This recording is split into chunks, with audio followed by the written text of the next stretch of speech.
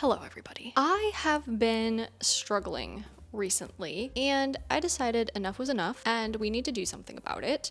So I wrote it down in my handy dandy notebook, some things at night, because apparently at night is when I think the best for some reason. Somebody knows why that is? Comment it down below, because I don't understand. I decided, you know what, if I'm struggling with these things, you guys might be struggling with these things as well.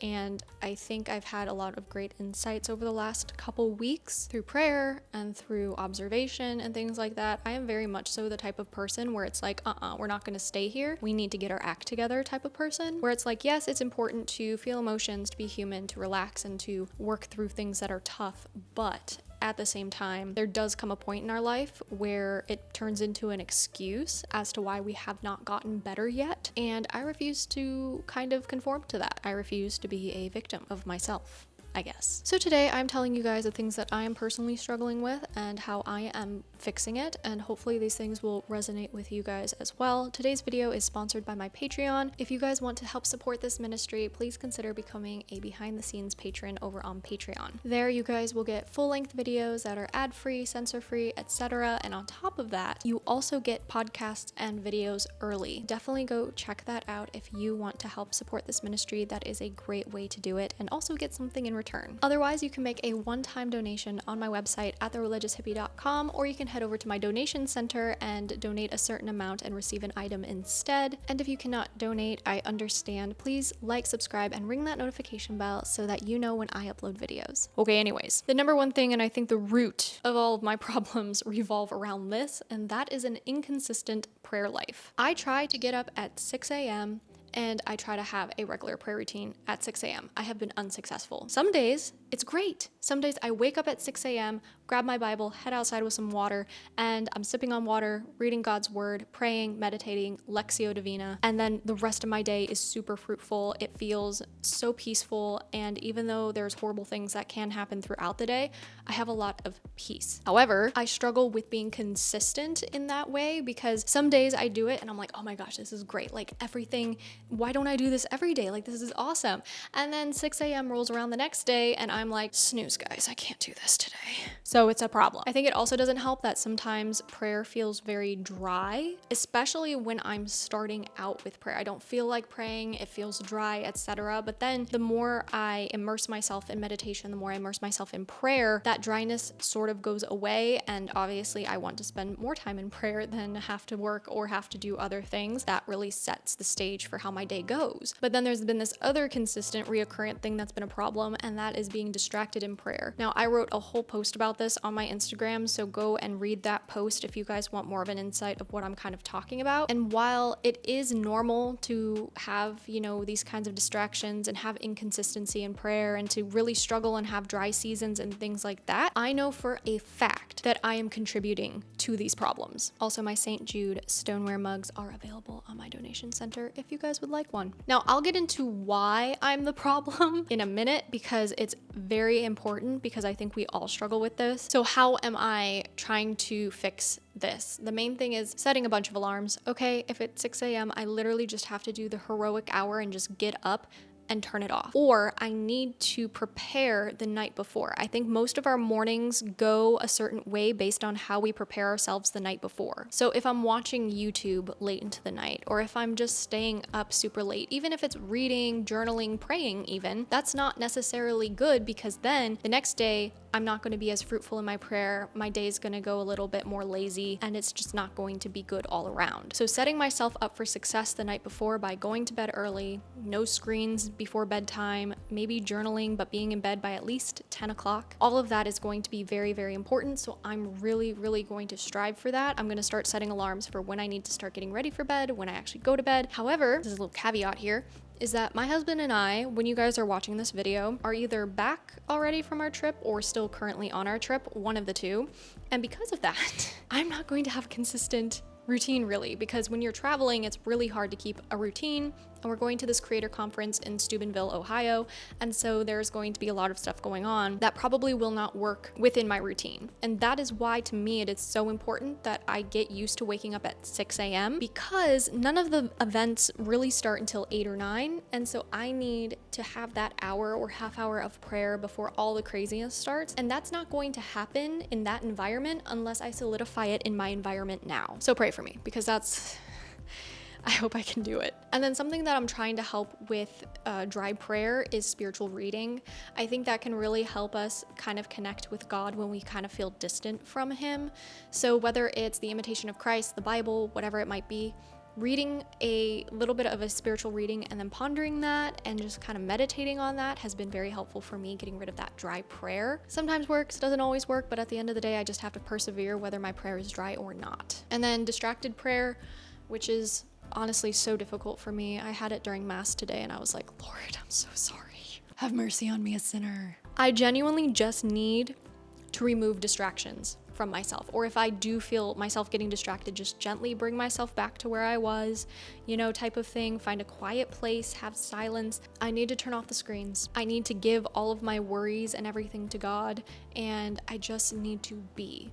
I cannot be thinking about, oh, but I need to be making dinner. Oh, I need to do that. Satan loves that. Okay. Satan loves it when we're distracted, when there's so much noise in our mind that we cannot focus on Christ. And unfortunately, the world does 90% of his work for him. So he doesn't really have to distract us unless he sees that we're getting closer to God. We're trying to have moments with God. And then he can bombard us with images that we've already seen, or noises or memories or things like that. He's just being a jerk, Just a real jerky move. But yeah, so I'm going to try and just separate myself from distractions, find a quiet place, which can also be really hard because one of our neighbors has a miniature pinscher that barks a lot, and our other neighbor has 2 small kids that scream a lot. Not like in pain or anything, they're playing, but it's like kids make noise, and that's totally fine, but this can go on for like hours. But they'll be like playing and chasing each other and everything like that, and I think kids are going to be kids, of course, but it's just really, really loud. And so it's very hard to find peace and quiet sometimes. So I do have to be a little bit more opportunistic when it comes to my prayer life, because sometimes when our neighbors are getting their kids ready for school in the morning, they're very, very loud.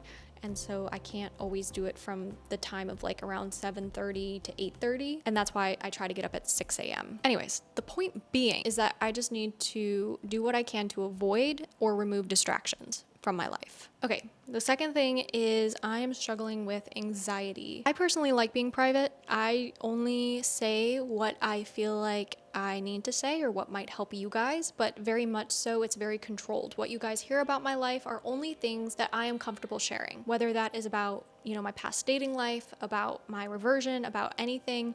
I never overshare what I'm comfortable with. And the reason for this is mainly because I really do prioritize my privacy. I love you guys so much, but it's so easy for us to feel entitled to somebody's private life, especially when they're online and everything like that. And so I am very, very cautious about what I share about my personal life, and I just prefer it that way. It makes me feel at peace because then I know I'm not oversharing for views, I'm not oversharing for clicks, I'm not trying to shock anybody. I'm only sharing what I have healed from and what I am trying to heal from and how I'm doing that so that it can benefit you guys and it can help you guys, but I never overshare. There are going to be a lot of details that I don't fill in just for my own privacy. So I just want you guys to keep that in mind when I do share personal things.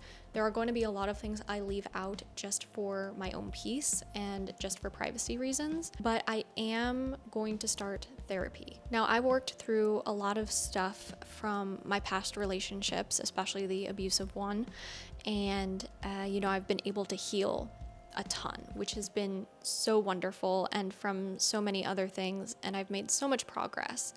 But there are still a few things that I'm struggling with, trying to just piece together and work through. And when I talked to my husband about it and everything, and we both agreed that professional help would be extremely helpful in this healing process and finishing the last little bit of just healing. And with that, some things that I'm struggling with are disassociation. I'm struggling with severe anxiety and a couple other things that I may address at a different point in time. I don't know yet, but those are the 2 biggest ones, is disassociation. Oh almost unbearable. Going to therapy will improve my prayer life and overall just my quality of life in general. And the therapist I will be seeing is Catholic. He was recommended to me by another Catholic content creator, and I recently spoke with him on the phone and everything, and we click really, really well. And I think he's going to be very beneficial in the last little bit of my healing journey, because I don't want to stay here, guys. I want to heal. I want to move on and enjoy life and not be struggling to the extent that I'm struggling right now. And I cannot tell you why I'm struggling so much. I think part of it is definitely a test from God, and it's forcing me to rely a lot more on Him, which I should be doing anyways, but in this way it's literally I have to cling to God. And I think that's very beautiful, but it's also very difficult because God also doesn't want us to suffer in that way. He does want us to find healing, and I think that this will offer that healing. And I don't know what happened. I don't know what the trigger was for these things. So I am excited to start this, and hopefully it will really help me in my healing journey, and that my interior life will improve in that way when my mental health also improves. But that has been a very hard decision because it's something that I never thought I would have needed, since I have been able to work through so many things myself, but God has shown me my human weakness in a very loving way, of course. And at the end of the day, though, I do need professional help, and I want to encourage you guys, if you also need professional help, to get that as well. But I do want to reassure you guys, I am 100% okay. Please do not worry about anything. Like, I'm okay. There are just the last few things that I do need to work through, and so I want to be the best version of myself I can be, not just for God, but for you guys too, and for myself and for my husband and any future kids we have. So yeah, that's been a little difficult, but I am proud of myself for finally realizing that, and yeah, we'll kind of just see where that goes. Okay, the third thing I've been struggling with, and this ties into everything, okay, and that is lack of discipline. I struggle setting schedules for myself. I struggle to stick to schedules. If I don't feel like doing something, I'm like, I don't really need to do it right now. I can just do it tomorrow. Tomorrow, Amber will probably want to be current Amber up. So yeah, basically, I can't stick to a schedule that I make for myself, okay? It just ends in complete chaos, and then I spend more time trying to figure out what to do than actually doing something. So then housework falls behind, dinner falls behind, I can't stay on track for videos that I'm uploading and editing and things like that. So I really need to get better at disciplining myself, because not being disciplined contributes to my stress. It contributes to my anxiety. I'm less likely to take care of myself. Like, it's a complete mess. And so Father Ripperger has constantly reiterated this through most of his talks, and that is, if you struggle with discipline, you will not progress in your interior life, in your prayer life. He says that most people lack elementary level discipline. I'm one of those people, okay? Again, being genuinely honest with you guys, I am one of those people. And so he says that they usually have a regiment for these people who lack discipline, but the number one thing he suggests is the Angelus. You pray it at 6 a.m., 12 p.m., and 6 p.m., which is, again, another reason why I want to get up at 6 a.m. to form that elementary level discipline. Because in a world where like everything is so convenient and there's just instant gratification and just everything like that, it's like we really do need to discipline our flesh. So getting up at 6 a.m., praying the Angelus, 12 p.m. praying the Angelus, and 6 p.m. praying the Angelus gives you just the rudimentary elements of discipline, and we should all be following that. I am not perfect at this, okay? I woke up at 6 a.m. today and I could not remember the Angelus prayer for the life of me, and my phone goes on relax mode where I can't access like anything until 9:30, and then I couldn't find my book, and I was like, anyways, I missed that, and then I missed the rest of them today. So I'm editing now my apps and everything like that so that I can access my Catholic apps earlier, but you're really going to struggle if you do not have elementary level discipline. Again, I'm not perfect here. I'm just telling you guys what I know to be true. And in telling you guys what I know to be true, in no way am I saying that I am perfect in this or I'm doing this and you guys like suck or anything like that. That's not it at all. I'm right there with you guys in the trenches. But it's just fact. If you guys lack discipline, all areas of your life are going to be chaotic. And I do believe once we have our discipline under control, it feeds into every aspect of our life, and it really helps us to grow in virtue. Because if we have an inclination to always give ourselves the easiest way out, or always give our flesh what it desires, we become very, I don't know, jelly spined. We won't have a spine. Like, we will constantly just go with the easiest path and things. And we know that the path to heaven is very difficult.